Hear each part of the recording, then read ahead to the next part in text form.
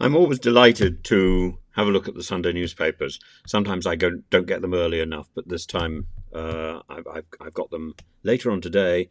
And the Sunday Times is fascinating. As I expected, there's a lot of stuff about the migrants dying in the Channel. And there's a very interesting article by Tom Calver and Louise Callaghan. And frankly, had they written this article for me in my university, I would have sent it back and told them to try harder. All the information is there, but there's no conclusion. It sort of peters out. The conclusion that should be written is that the deterrent which is being planned by the Home Office here is not a deterrent at all. It's not working. And that doesn't surprise me. There's some interesting interviews with current refugees whose names have all been changed. One is saying, "Well, we've heard that the UK is putting refugees in cruise ships, and that sounds like a nice holiday." Another, towards the end, is saying that he's going to go to Germany instead. But it's not stopping them leaving their country. It's not stopping that urge to travel. It's simply transferring our problem to another country. And that really isn't the responsible way, the grown-up way of dealing with this problem. It also specifies, it also details the extraordinary dominance of Australia as our advisors, and the Australian system is very different to the British system. First of all, Australia is surrounded by an ocean. We are surrounded by a very small channel, and there is no international water in the English Channel. It's either French or it's British. And that's a big difference. And equally, that is the major difference, because the alternative to people coming here is people going back to France. And France, why would France want to take back something that we have created a problem for in the first place? To do us a favour, because we've gone through Brexit and because we were not clever enough to set out a reasonable Brexit that favoured us. Isaac Levido, the Australian strategist who based everything on Lynton Crosby's second election success plan, which was all geared on stopping the boats in 2013, but the world has moved on from that point. We're in a different position, and the world has moved on. So you can't hope to replicate somebody else's success in another country 10 years after the event, over 10 years, 11 years after the event. This is absurd. If Rishi Sunak and his strategists think this is going to work, he is living in some sort of madness. But of course, it wasn't Rishi Sunak who set this up. This was set up really by Theresa May. Are we surprised? Maybe a little bit by Boris Johnson. But it was set up well in advance. And it didn't work then. Why are we clinging to something that doesn't work now? Oh, partly because we've given a job to Oliver Downer, the former Australian foreign minister. He's the Rwanda specialist. Well, again, if he's such a specialist, why hasn't he done his homework? Why have we been trying to hide the fact that Rwanda was responsible for looking after refugees from Congo, and it killed 13 of them.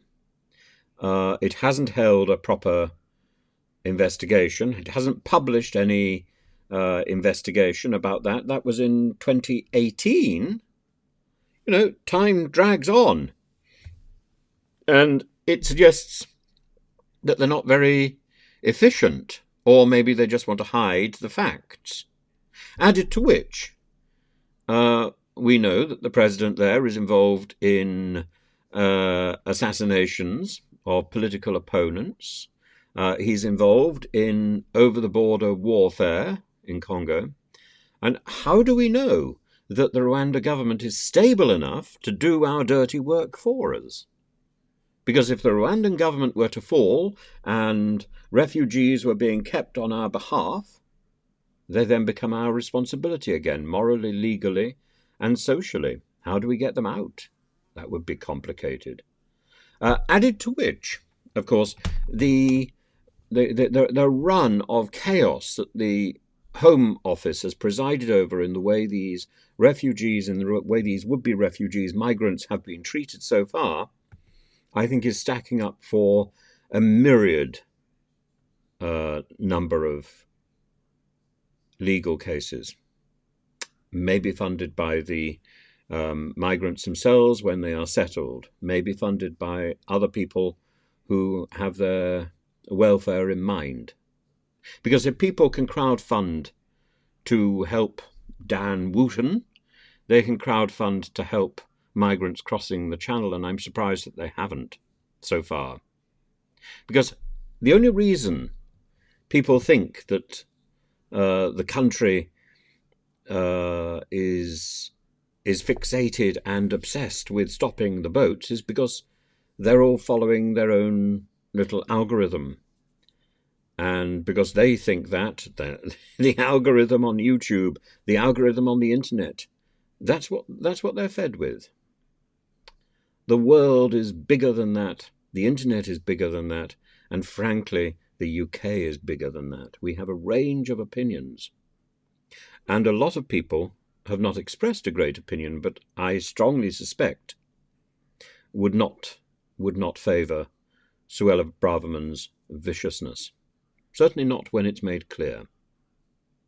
Do we want to be part of a generation that is defined by inhumanity to others, inhumanity to the vulnerable, treating people from other countries who come to us for help like dirt? Is that how we would like to be treated in future? I point you very firmly to the stranger's speech made by Thomas More in the words of William Shakespeare. And I think it's hugely important as a speech. And it's the only speech that is written in Shakespeare's hand. And Shakespeare describes a moment where Thomas More has been sent to quell a riot. And he says, well, you deserve death. To riot is a capital offence. And if the king in his clemency wishes to commute your sentence from death to exile, where are you going to go? Because when you knock on the door of France and France says, well, why are you here? You will say, because I was rioting against the French. Well, why do you expect us to open our door to you? If you treat the stranger with such contempt, what's going to happen to you when you are the stranger? And I think that's a valid point and something we should bear in mind. The stranger's speech from Shakespeare. The only speech that we've got in his hand. And you can go and see it in the British Museum. And I recommend that you do.